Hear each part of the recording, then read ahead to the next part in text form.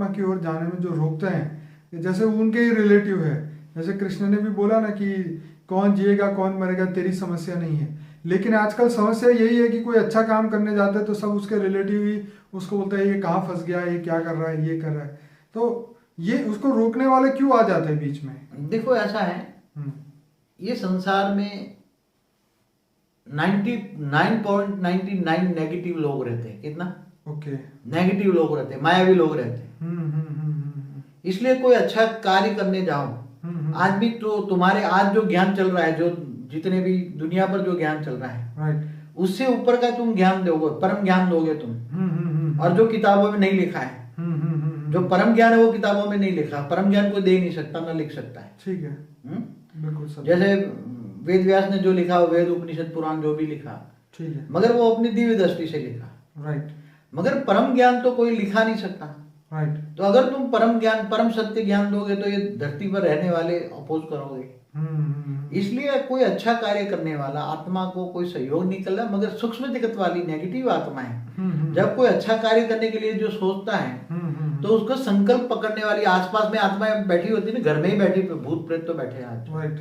तो वही भूत प्रेत घर में जो बैठे हैं उसको ही कार्य अच्छा नहीं करने देंगे। और स्थूल जगत में भी जिनके देह और देह के संबंधी उसको अपोज करेंगे, उसको कार्य नहीं करने देंगे, क्योंकि वो उसको समझ नहीं पाएंगे। उसकी आत्मा की कैटेगरी एकदम डाउन है, जो देह और देह के संबंधी है ना। इसलिए तो गीता में क्या बोला, तू मुझको देह और देह के सर्व संबंध भूलकर आत्मस्वरूप बन, मुझ परमात्मा को याद कर, मैं तेरे सब पापों का विनाश कर दूंगा। इसलिए देह और देह के एक कई जगह तो गीता में भी बोला है, तेरे सबसे दुश्मन कौन है? जो अर्जुन को ज्ञान दिया क्या बोले, जो सामने तेरे जो खड़े हैं देह और देह के संबंधी गुरु, भीष्म पितामह जो खड़े हैं, ये सभी ये जिंदा लाशें हैं। क्या है? जिंदा। तू उसको मार डाल। इसलिए कई जगह भी बोला है तुम्हारे सबसे बड़े दुश्मन कौन है? देह और देह के संबंधी। क्योंकि अच्छा कार्य करेंगे तो नहीं, तुम्हें करने भी नहीं देंगे, बीच में विघन डालेंगे। इसलिए देह और देह के सर्व संबंध भूलना ही है उनको। कोई हमें सहयोग दे या ना दे, हमें देखना नहीं है। राइट। इसलिए लोक लाज को पहले त्यागना है। जो अच्छा कार्य करता है ना, उसको ये पहले पता होता है कि मुझे गालियां देंगे लोग। समझे? जब सत्य होता है तो परम सत्य हमेशा कड़वा होता है। क्या होता है? तो इसलिए जो परम सत्य को जानने वाला है, परम सत्य को करने वाला है, उसको दुनिया भर की गालियां खानी पड़ती है, पत्थर खाने पड़ते हैं। इसलिए अच्छा कोई उसको सहयोग नहीं देंगे। हाँ, वो एक जगह मैंने पढ़ा भी था फेसबुक में कि झूठ बोलने वाले तो चिल्ला चिल्ला के बोलते हैं, और सच बोलने वाले तो उसके पास कोई होता ही नहीं है। देखो, असत्य की दुनिया में सत्य बोलना आजकल बहुत कड़वा है। चलिए बाबूजी आगे बढ़ते हैं। जैसे घोर पाप करने वाले, जो बुरे विचार वाले, बुरी आदतें वाले, नशीले चीज से जो भरे हुए जो लोग हैं, जो इन सब चीजों का सेवन करते हैं, वो मनुष्य, उनके सूक्ष्म देह पर क्या असर होता है? हाँ, तो ऐसे जैसे कोई भी, जैसे मैं बताऊं, नशा करने वाले, बीड़ी पीने वाले, सिगरेट पीने वाले, उसका जो सूक्ष्म शरीर है, उसमें जो वायु तत्व का शरीर है, वो बिल्कुल डैमेज हो जाता है। इसलिए जब वो मर जाता है आत्मा, तो उसके जो धूम्रपान करने वाले या जो भी हैं, केवल मनुष्य जन्म में जहाँ कैंसर होता है, तो कैंसर हो जाता है ना, तो उसका कैंसर का जहां जहां भी पोर्शन होता है, वो सूक्ष्म सेल डिस्चार्ज हो जाते हैं। सूक्ष्म शरीर के सूक्ष्म सेल, सूक्ष्म शरीर सेल से बना होता है ना। हाँ, वो जैसे बताया 100 ट्रिलियन सेल से बना। हाँ, जो जितना भी है, हाँ, वो भाग में जैसे धूम्रपान किया तो कैंसर हो गया। तो कैंसर के वो भाग के सेल, सूक्ष्म शरीर के सेल डिस्चार्ज हो जाते हैं। देखो, हमारा स्थूल शरीर के अंदर सूक्ष्म शरीर कहाँ होता है? हाँ, ये बताइए, बहुत इंपॉर्टेंट। जैसे स्थूल शरीर होता है, जैसे एक सेल है हमारा, ठीक है, हमारा स्थूल शरीर का एक सेल है, ठीक है, वो जल मिट्टी से बना है, ठीक है, और उसके अंदर सूक्ष्म शरीर है। कितना? एक सेल के अंदर सूक्ष्म है। जल मिट्टी के एक सेल के अंदर वायु और अग्नि का और आकाश का एक सेल है। ओके, जैसे वो बोलते हैं ना, न्यूक्लियस के अंदर इलेक्ट्रॉन, प्रोटॉन, जैसे ऐसे होते हैं, 3 लेयर्स होते हैं, बीच में न्यूट्रॉन, उसके ऊपर प्रोटॉन और उसके ऊपर इलेक्ट्रॉन। ऐसे अंदर जल और मिट्टी वाला सेल, उसके अंदर वायु और अग्नि वाला सेल, और उसके अंदर आकाश। जो आकाश है, ये बीच वाला सेल है। सेल को तुम एटम कह लो, हमारा एक सेल को एटम कह लो। तो एटम में जो आकाश तत्व है, वो न्यूट्रॉन है, बैलेंस रखता है।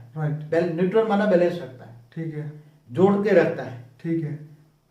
और ऊपर जो है प्रोटॉन माना वायु और अग्नि का, अग्नि तत्व का, वायु में अंदर अग्नि है, ठीक है, और थूल ऊपर जो ऊपर है इलेक्ट्रॉन, हाँ जो वही यहाँ मिट्टी और जल का है जो। Okay okay.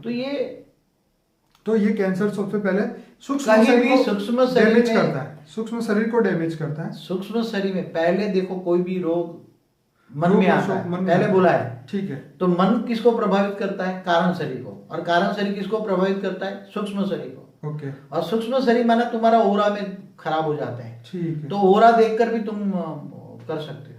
तो उसके बाद ये सब बीमारी स्थूल सूक्ष्म में आती है, फिर स्थूल में आती है। ओके। अगर सूक्ष्म शरीर को तुम चेंज कर लो तो भी स्थूल धीरे धीरे धीरे चेंज होता है। क्या रियलिटी में हो सकता है बाबूजी? क्यों नहीं होता है। कई जो शिव निराकार से पावर लो और हमेशा कर्मयोगी जीवन बिताओ, तो जो पावर आएगी निराकार से, परम प्रकाश आएगा, परम लाइट आएगी, तो उससे धीरे धीरे धीरे, मगर बहुत तपस्या करनी पड़ती है। इसके लिए विकारों पर जीत पाना पड़ता है, मन पर जीत पाना पड़ता है। तो धीरे धीरे धीरे सूक्ष्म शरीर कायदे नियम है, प्रिंसिपल है, प्रिंसिपल ऑफ नेचुरल लॉ है।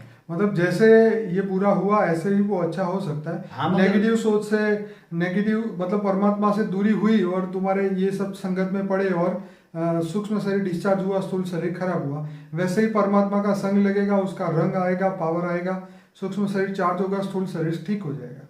ये कॉमन प्रिंसिपल ऑफ यूनिवर्स है। चलिए बाबूजी, ये तो बहुत बढ़िया बताया। अब आगे बताइए कि मृत्यु के पूर्व इंसान को क्या क्या छोड़ देना चाहिए? बापूजी इस पृथ्वी पर विश्व कल्याण के लिए, इस मृत्युलोक को अमरलोक बनाने के लिए अवतरित हुए हैं, और उन्होंने बेहद के अनंत कोटि ब्रह्मांडों का ज्ञान दिया है जो न लिखा गया कहीं किताबों में।